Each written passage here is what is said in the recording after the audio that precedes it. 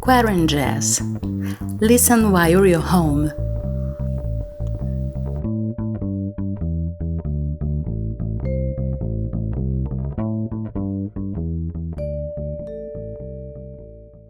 Hello and welcome to the 30th episode of QuaranJazz. I am Geisa Fernandes, singer, songwriter and music researcher from Rio de Janeiro, Brazil, and for the last 30 weeks we've been showing what is happening in the world of independent jazz music. Musicians are talking about their releases, how they are coping with this crazy year, opening their hearts to you, dear listener, who is probably as confused and scared as we are. We are all in the same boat, and this was the idea that brought QuaranJazz to life. The need to do something to connect. The show is produced at my place with very simple tools. It's very rewarding to get feedback, realizing that, at least to a certain extent, we are reaching our goals. And that's why I thought we all deserved a present, something different, to celebrate this milestone. A little surprise. But first, let me remind you that if you'd like to be in QuaranJazz, drop me a line. In the description of this episode, you will find the links to contact me. There will be a link to my webpage, geisafernandes.com. You will also find a link to my newsletter, in case you want to subscribe and get regular content. And last but not least, you can also join the Facebook group, The Touring Jazz Musician. I've created the group to inform jazz musicians about jazz festivals worldwide that accept submissions directly from artists. If this is your thing,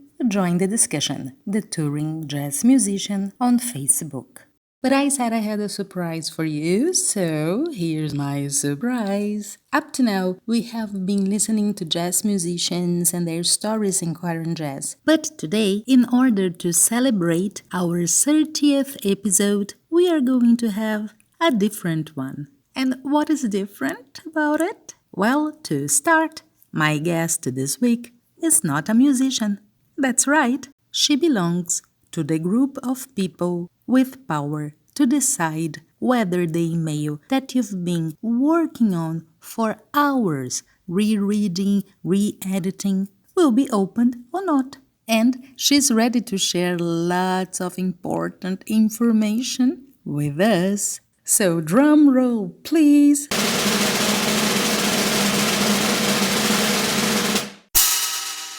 And let's welcome Arlette Hovinga.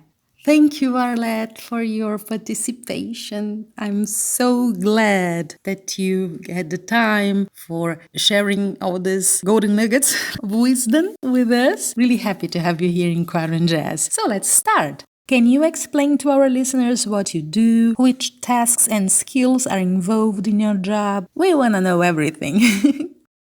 Hey, Geisa. Thank you so much for having me here on QuaranJazz. That's wonderful. I've never been on a podcast before, and I've definitely not tried to have this conversation in my head like 20 times. Well, there's a first time for everything in life, you know. So anyway, my name's Arlette. I'm based in Rotterdam, the Netherlands. I work in marketing and promotions, so I guess you could say I'm a promoter in some way. There's a lot of other stuff that I did before this entire situation went down, but let's start from the top here. I work in marketing and NPR for Jazz International in Rotterdam, where I'm based, as well as for the festival in Nijmegen. The festivals are supposed to take place in the last couple days of October, 29th, 30th, and the 31st, and then on Sunday, the 1st of November as well.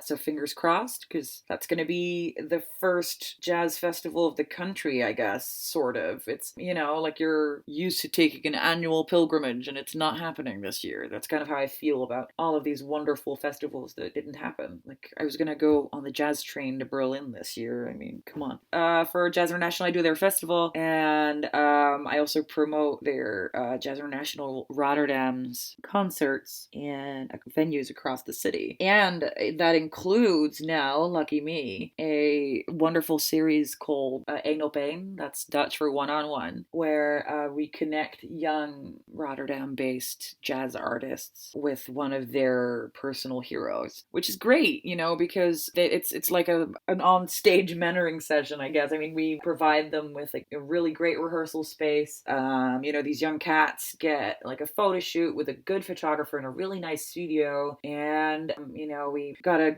great designer to create posters, and we have beer coasters with their photos on them. I mean, who doesn't want a beer coaster with their face on it? I just thought that was hilarious. But it's also more sustainable and I think more effective than flyers that people just, get pushed into their hands or whatever and look at once and then throw away and forget about it. But hey, who doesn't like, a nice jazz musician holding their drink? There you go. So we're working on that, and that's the kind of stuff that I do right now. Then I work for Jazz Fuel, which, as I'm sure some listeners will know, is a platform for jazz musicians who want to present themselves better and get more gigs. And the whole website is just chock full of super useful information. And it's all, one thing is more helpful than another. So there's a couple of programs that you can sign up for, one of which is the press outreach program, where Jazz Fuel helps you promote your upcoming next release, and that's the part that I'm involved in, and it's been a lot of fun. It's so great to to help people grow their audience and to get great feedback from journalists and radio hosts that love the stuff that you're, well, hopefully anyway, that you're trying to gig to them, which is, it's a lot of fun.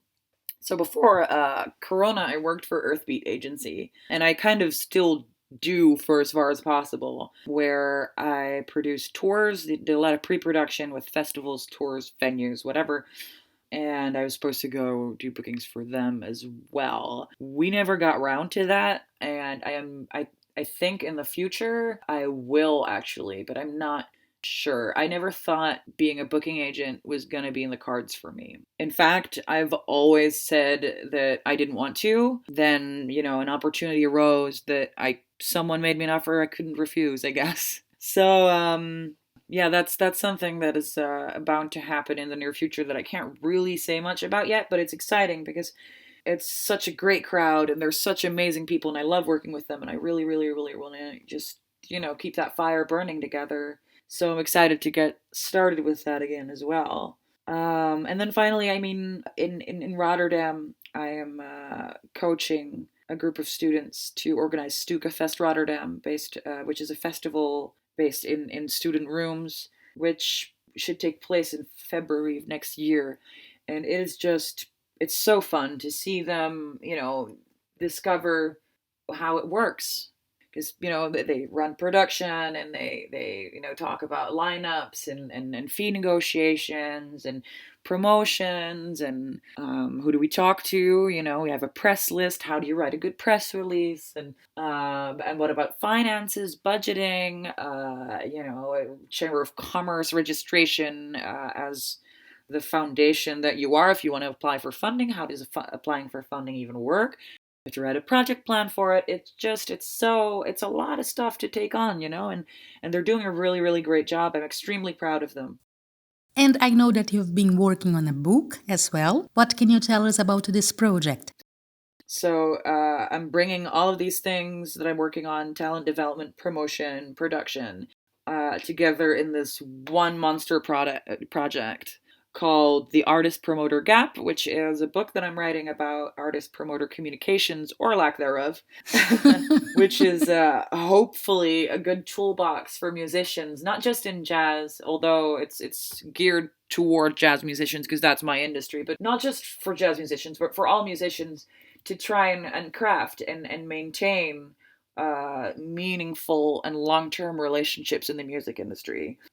So it's not about, how to get more fans or how to make more money or anything, because, there's a lot of books about stuff like that. And that's not, I wasn't interested in writing a book that had been written before because surely, there's a lot of people that have done a great job at all these things. But I think there's a lot of frustration between artists and promoters. For artists, because they feel ignored sometimes or rejected.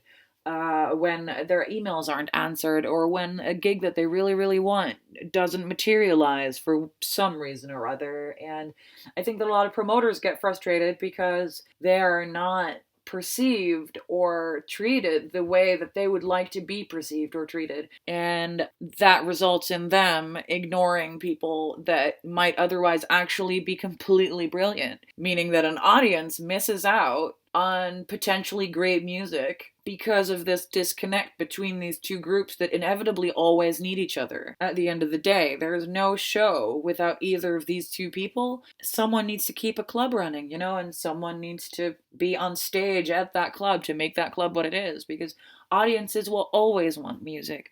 If it's if it's like 30 people seated down at the table, if it's pre-corona, post-corona, during corona, people will always want to get together and unite in art. I've actually worked a beautiful show at Parts on the 26th of September with Marcos Santos, who runs the United Art Movement, and he's got exactly the same idea when it comes to that. It's quite beautiful, really, that art brings people together, and it doesn't really even matter if it's jazz, or if it's punk rock, or if it's EDM, or maybe it's body percussion, or live painting, like he did at that show, and that was amazing. People want to experience new things, and I think people are naturally curious. So however trying the current situation is, and however trying it can be, even without corona, to keep going as a musician, and to keep growing and keep trying to connect to people, it is always necessary, because people will always want to go out. People will always want to hear music, always. And how was the lockdown in the Netherlands? I don't know. I think I've told you a little bit about where I'm based in Rotterdam, although I spent a lot of time in The Hague as well, which is where I grew up. And I was, like I said, I worked for Earthbeat Agency before COVID, and because we had what they called an intelligent lockdown in the Netherlands, for me, it wasn't really, it wasn't really as rigorous as it was for other people in other countries, I think. I have a lot of friends in the United States, and my heart is breaking for them.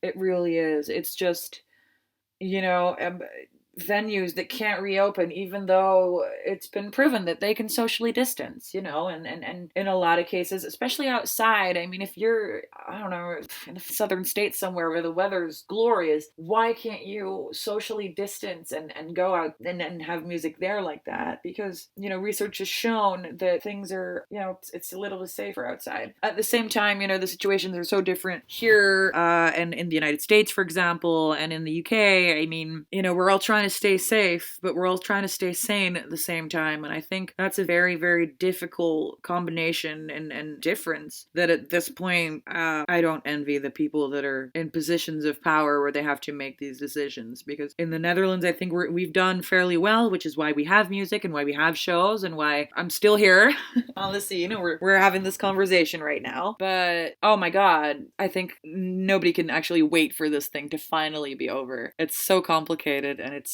drives everybody crazy. So yeah, I'm not really sure what I should tell you about the project, other than I can't really say much about the negotiations I've got going, but there is a show series in the old North Sea Jazz venue coming up in The Hague, actually. Yeah, there's that. Yeah, it's all New Year's, and we don't really know. So I can tell you endless stories about, the people that I work with and the way that I am hopefully continue to be employed, but I don't know. I just honestly don't know. But, there's, I think that's one of the reasons I started to write this book, because it has a beginning and it has an end. And this is just my way of giving back to my community. I've been talking to people about the importance of a good bio, the difference between your bio and your resume, for example, which is a big one, and about, what a good press kit looks like, or a good video, or, why do you respond to some press pitch emails and why are some immediately ignored?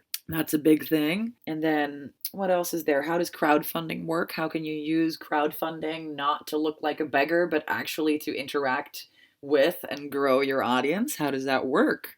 How can you use this as a tool to better yourself and your product? Branding is not a scary word. It's actually, it can be fun as long as you stay genuine and honest with yourself and with other people.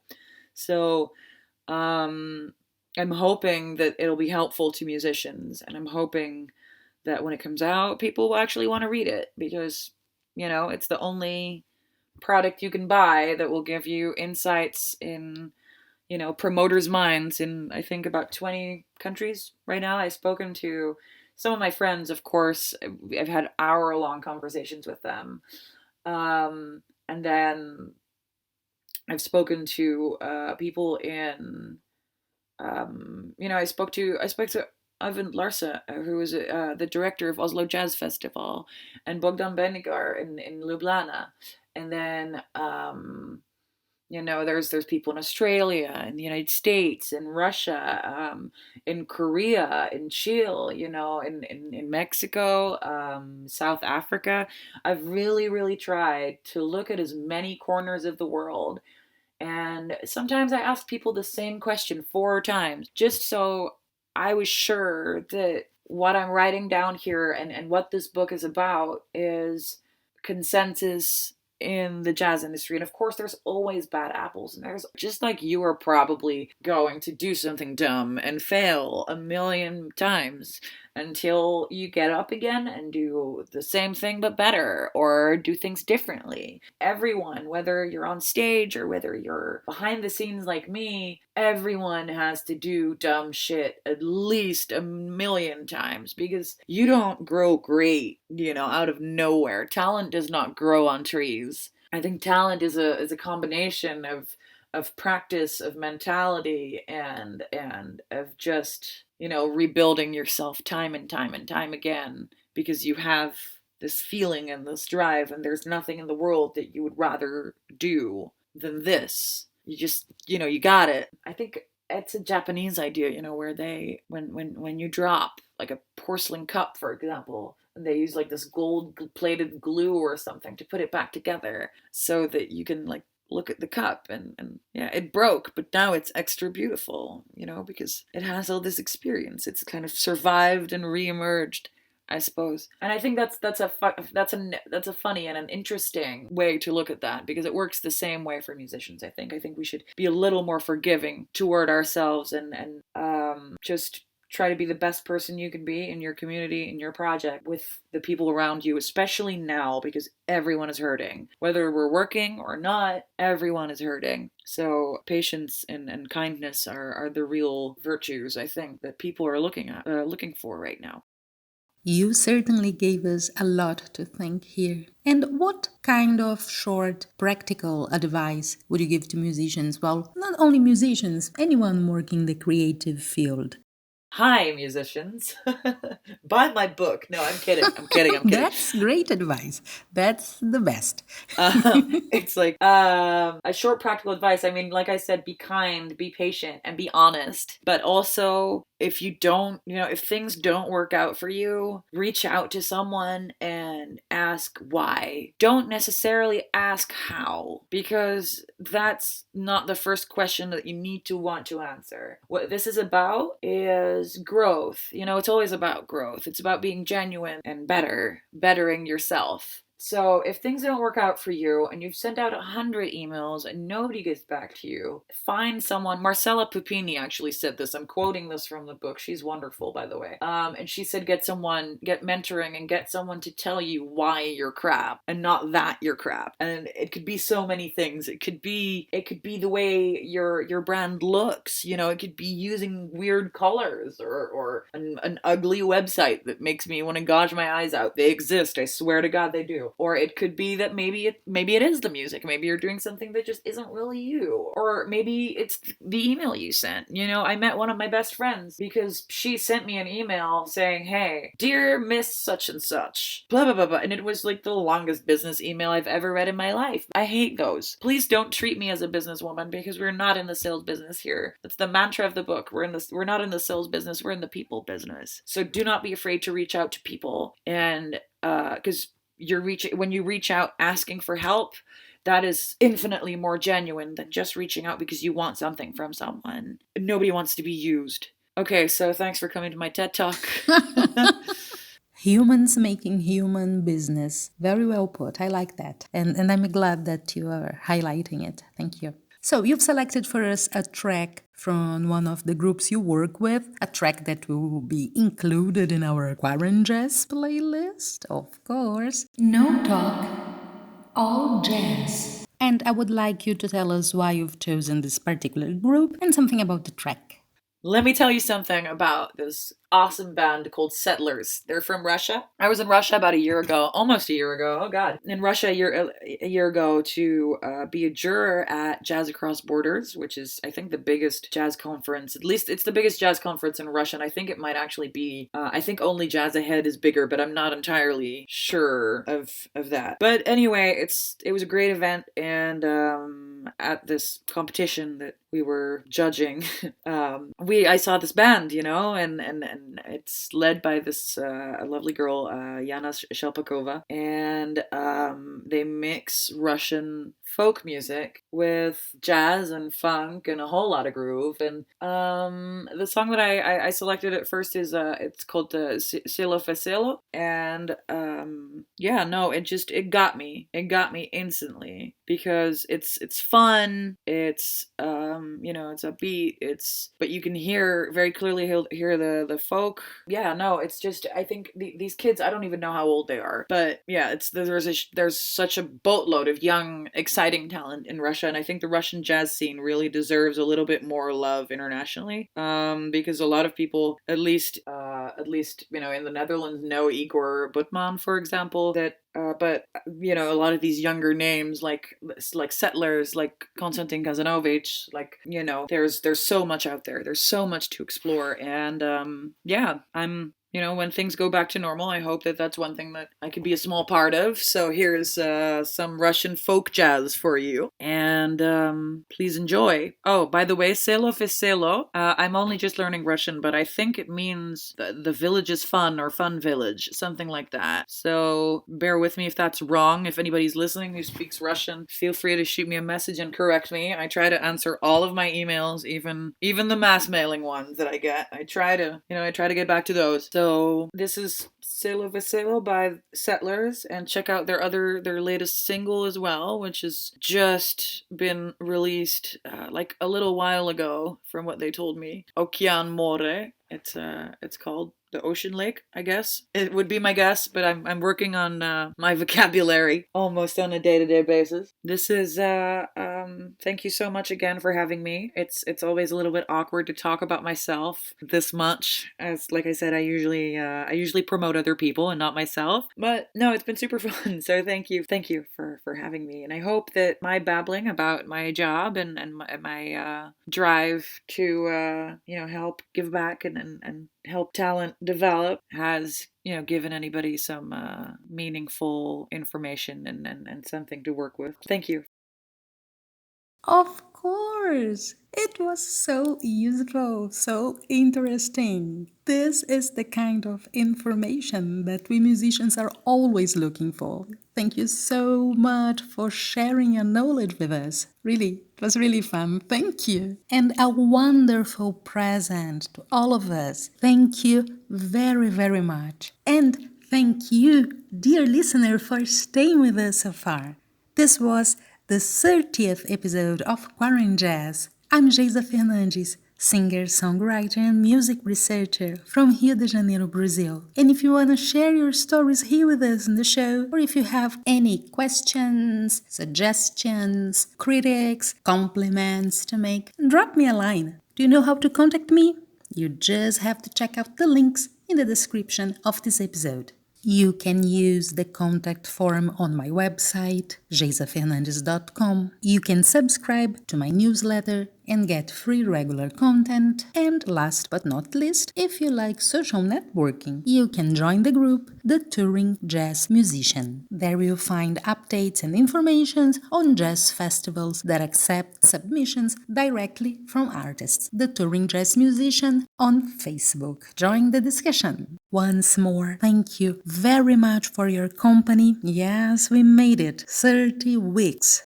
Hip, hip, hooray! Thanks to you. And now, ladies and gents, the special choice of our guest, the Settlers, Celo Veselo.